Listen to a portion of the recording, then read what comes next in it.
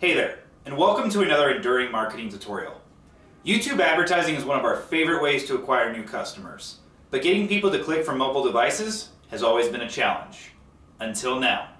We'll fill you in right after this. Nothing I can see but you when you dance, dance, dance. Feel good creeping up on you, so just dance, dance, dance. Come on, all those things I shouldn't do, but you dance, dance, dance. And ain't nobody leaving soon, so keep dancing. I can't stop the feeling, so just dance. So recently I sat down with Jake Larsen from Video Power just to talk geeky stuff about YouTube advertising. And, I brought up the issue that we've been having of trying to figure out how to get better mobile click-through rates. And Jake said something that absolutely blew my mind. So we'd always heard about these end screen things and thought they were for, content creators, people that really focused on generating ad revenue through their YouTube channels, getting more people to watch. Well, Jake told us that his team has been actually leveraging them really effectively to increase their mobile click-through rate on YouTube advertising. So we said, well, we gotta go try this out. And the things that we've implemented, which I'm gonna show you here in a minute, has improved our mobile click-through rate by anywhere between 50 and 500%. So it's a super effective way, and it's gonna replace, you can't use them with annotations, just like you can't click on annotations on mobile. But the cards and the CTA overlays just don't perform very well. This is done so much better, and the nice piece is that you only have to make one version. You don't have to go back and forth between your two versions anymore. So that's really a huge time savings. The last thing before I show you how to make them, if you're not following Jake Larsen and Video Power, you absolutely need to be if you're doing any kind of video advertising. These guys are studs at what they do. They've taught me something that was so important and has made such a big difference to my clients. They absolutely need to be someone that you've got on your watch list. So I'm going to include a card to their page here in just a second, but make sure that you follow them, subscribe to their channel, and keep tuned to their updates. They are on the forefront of video advertising. So thanks, and we'll head over right now. All right, so before we get into the actual tutorial on how to build an end screen, I just want to talk through a couple of the basics. So the key things to know about end screens: first, they cannot be longer than 20 seconds, so don't plan on having a 2-minute call to action at the end. 20 seconds is all you get.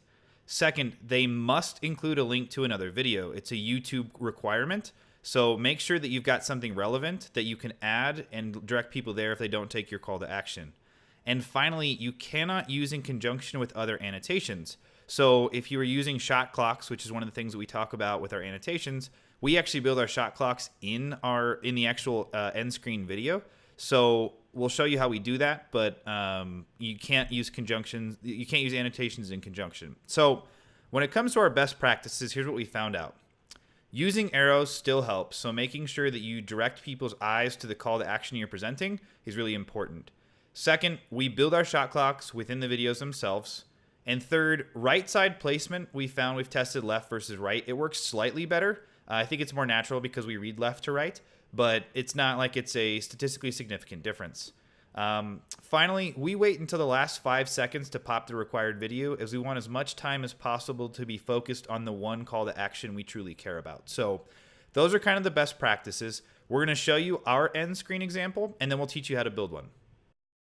So we're going to show you the end screen in one of our videos. It will just kind of explain how everything works, and then we'll teach you how we actually build it. So from the beginning piece, we've got 20 seconds left here. So our end screen will slide in, and we've just basically animated this. So now we've animated in subscribe with an arrow. And then, so this is an actual video piece. This subscribe button is what we've actually put into the end screen. So I'll teach you how to do this here in just a second. But we've made it very clear the call to action we want people to take. It's straightforward. And then down below, so here in just a second, we'll animate in our shot clock within the video itself. So this is not an annotation, it's actually built into the video.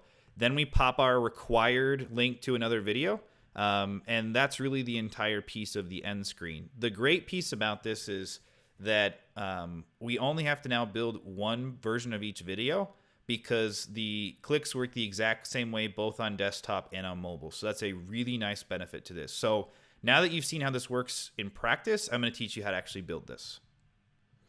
All right, so we are in our YouTube video builder, our video manager, and all we've done is click on the video we want to look at, and we clicked on the end screen and annotations box, and now we're to the end screen piece. So basically, as I said, the end screen's 20 seconds long. It tells us that this is where the end screen starts. So we're just going to animate through here. We look through the end of the video. We know that 3 minutes and 17 seconds, that is when the end screen will pop in. As you can see here, it's going to animate in. And so we've got the video component in place. But all we're going to do is actually add the elements. So we will come back here. We want to make sure that we are right when the arrow pops up. So subscribe, arrow, bingo. We're going to add an element, and we're going to add our subscribe button. So that will pop in, and we're going to put that right there. And then you can change the timing on this. You can move it backwards or forwards, however you like. But this is kind of where we want it. So now that we know, great, it's going to finish, roll in end screen, subscribe, arrow, bingo, that's going to pop in. Awesome. So now we're going to go down to the last step, which is where our shot clock is built in to count 3, 2, 1. Right when that ends, we want to stop it there. We're going to add another element. And we're going to link to another video or playlist. So we're just going to choose this, and we're going to say, great, we're going to add this video at this point, and we're going to put it right where the shot clock was at. So that is essentially how we've got the elements in there that we care about for this video. The other things you can add, so you can add obviously another video or playlist, you can promote another channel, or you can link to an approved website. So if you're doing advertising, you want to drive people to an offer, this is what you'll use. So you click here. You have to have your website associated. So if you don't know how to do that, you can click on your settings, select a site. So I would say I want to drive it to my website. What a lot of people think is you have to drive it to your homepage. You don't. You can come in here and add in. So I could drive it to our 7DS page, click next, and this will generate basically the text that you're going to have in your click-through. So as you'll see, it's going to go pull the copy from our page and an image. I'm just going to say, are you committing one of the 7DS, and learn more. And then you can choose one of the images that are from this page. So you can do this, or you can come in and add, I usually add a 300 by 300 image that would just say, having a picture that would say 7DS, and you can do whatever you want. So the biggest thing here, if we did this and added this in, it would add this picture. We would probably have it be here rather than the subscribe button, depending on the call to action that we're going to use.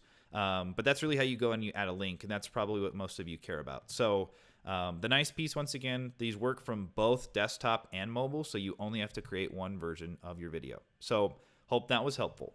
If you thought this tutorial was helpful, you might want to subscribe to our channel so you'll be notified anytime we release a new video. Or you may want to check out the related video we're posting on the screen in 3, 2, 1. Welcome to Enduring Marketing, where we know the path to success is an uphill climb.